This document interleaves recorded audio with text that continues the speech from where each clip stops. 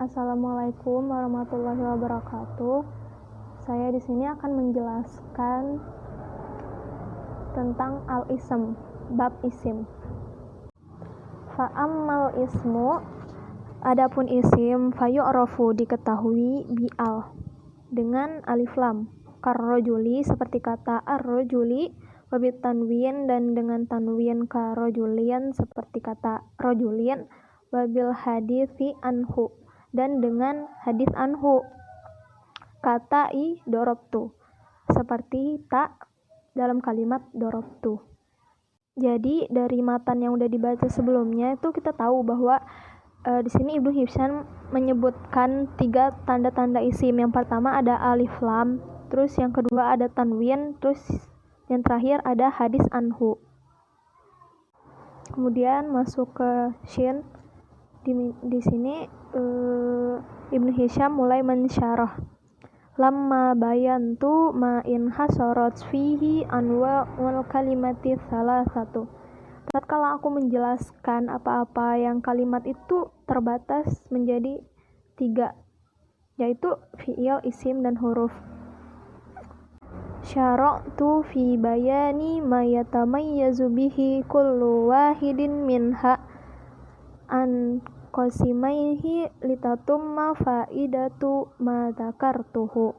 Dan aku pun mulai menjelaskan dengan tanda-tanda yang dengannya setiap bagian dari kalimat itu bisa dibedakan dari bagian yang lain, supaya sempurna faedah dari apa yang telah aku sebutkan. Karena misalnya kalau Ibnu Hisham hanya menyebutkan kalimat itu terbagi menjadi 3, akan tetapi tidak disebutkan cara membedakannya, itu kan belum sempurna namanya. Fadzakartu anna lil ismi salasa alamatin. Maka aku menyebutkan untuk isim itu ada 3 tanda. Alamatul ismi al-awwal, alamatan min awwalihi wahiyya al-alifu wal lamu kal farasi wal ghulami. Jadi tanda di awalnya adalah alif dan lam. Jadi jika tanda di awalnya adalah alif dan lam, pasti itu adalah kata benda seperti al-qalamu, al-kitabu. Kemudian yang kedua asani wa alamatan min akhiri wahiyya at-tanwinu. Jadi tanda lafziyah yang ada di akhir itu yaitu tanwin. Kalau alif lam tadi adalah tanda lafziyah yang terletak di awal kalimat kan. Wa huwa nunun zaidatun sakinatun talhaqul akhir. Nah, jadi dia tuh adalah nun zaidah yang ada di akhir sebuah kata benda. Misalnya contohnya kita menyebutkan kitabun. Nah, ada nun zaidah di akhirnya. Kan tetapi selanjutnya lafzon. Dia hanya secara lafaz, la hatton, tidak ditulis. Jadi ketika kita menyebutkan kitabun, ada nun zaidah di belakangnya, tapi secara tulisan tetap kaf, ta, alif, dan ba. Gak ada nun setelah ba itu, tapi secara lafaz ada nun zaidahnya gitu. Li ghairi taukidin, tetapi bukan nun taukid seperti yang kita ketahui bahwasannya nun taukid itu ada nun taukid sakinah dan khafifah yang ada di fi'il kan. Nahwu contoh Zaidin wa rajulin wa sohyan wa hina izin wa muslimatin. Fahadhihi wa ma asbahaha asma'un bidalili wujudit tanwini fi akhiriha. Dan apa-apa yang menyerupai asma itu dari isim-isim dan tanda akhir itu hanyalah tanwin. Kemudian yang ketiga asalis wa alamatan ma'nawiyah wahiyya al-hadisu anhu. Kemudian yang terakhir itu adalah tanda ma'nawiyah, itu adalah hadis anhu. ka qoma zaidun, seperti kalimat qoma zaidun.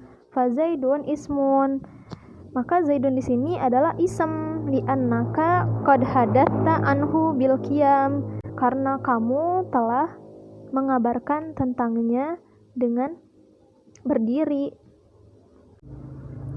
Wa hadhil alamatu anfa'ul alamatil madhkurati lil ismi. Jadi ini merupakan tanda maknawi inilah yang paling bermanfaat untuk kita agar kita bisa membedakan antara isim dengan fa'il ataupun dengan huruf. Wa biha istudilla ala ismiyati at-ta'i fi darabtu. Nah, dengan tanda maknawi ini bisa dijadikan argumentasi keisiman pada ta dalam kata darabtu.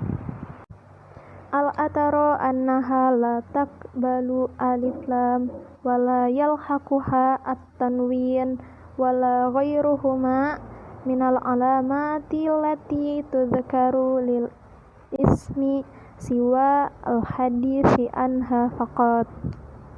Nah, kemudian selanjutnya kita ketahui bahwasannya gimana kita membedakan antara isim dengan fiil atau hurufnya kalau seandainya dia ternyata tanda katanya ini nggak bisa kemasukan alif lam ataupun tanwin, seperti kata ta dalam kalimat dorobtu tuh di sini dia nggak bisa menerima alif lam, nggak bisa dipakai alif lam, juga nggak bisa ditanwin. Atau contoh lain seperti huwa di sini dia nggak bisa dijadiin al huwa atau nggak bisa ditanwin jadi huwun gitu, nggak bisa.